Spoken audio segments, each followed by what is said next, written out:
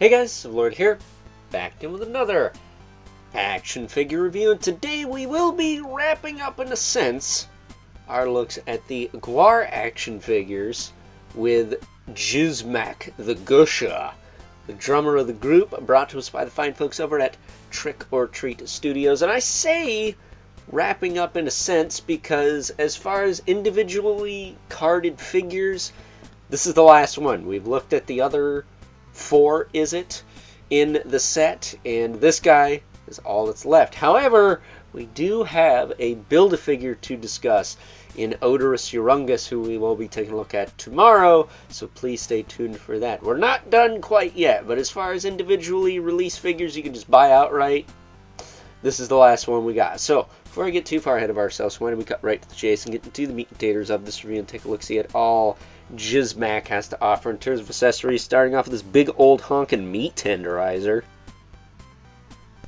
Splat some fools with that.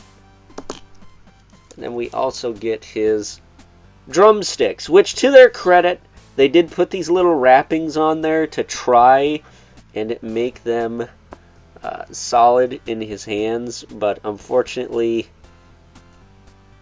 his hands are just a little bit too wide. So I'm hoping that I can heat up the fingers and squish them together a little bit and then push these through. We'll see if that works. I don't know if I'll have that done in time for a video per se, but I do feel like that should work just fine. But you know, I'll give them their flowers when they're due. They did at least put these wrappings on there so you don't risk losing them quite as much as if they didn't. Because I don't believe drumsticks have those. I think they're just shtieks. But here is Jizzmac. He is a effed off looking predator werewolf love child with some bones on his back. He's got a butt flap. This is a little butt flap there. You can see his ass crack, kind of, sort of. His back is very spiky. I didn't mention that about some of the other figures. The spikes are spiky, like very spiky. He's got a full-blown rib cage for a pauldron here, and then he's got a skull impaled on a spike on this shoulder. That said, this spike, their skull, actually does come out.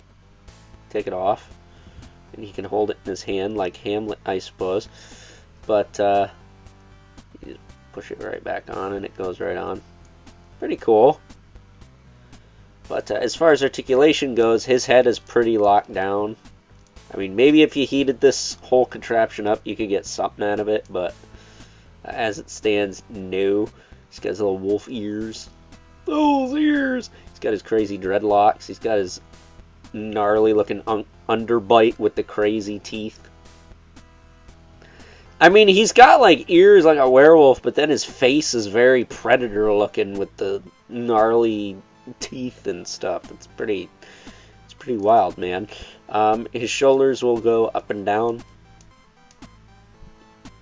He does have wrist swivel like Blothar, unlike the last 3 guys we looked at who had like a forearm twist. And then of course he's got the same ball jointed legs. And to his credit, not the craziest like walking pose. It's pretty whatever. I mean, one foot is in front of the other. And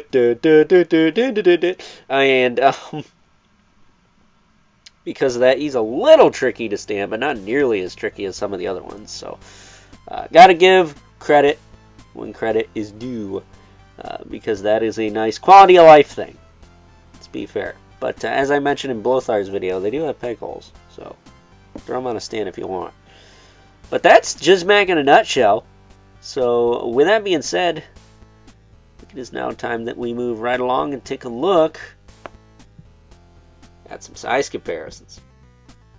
First up, here is good old Jizzmac the Gusha, alongside a couple other members of GWAR that we already taken a look at here on the channel. Check those reviews out if you haven't already. Really appreciate it if you did. But nevertheless, we have Blothar the Berserker and Beefcake the Mighty. And as I mentioned in a lot of these videos, the scaling is fine amidst these guys. Like I said, they're just dudes in suits. They're not superheroes.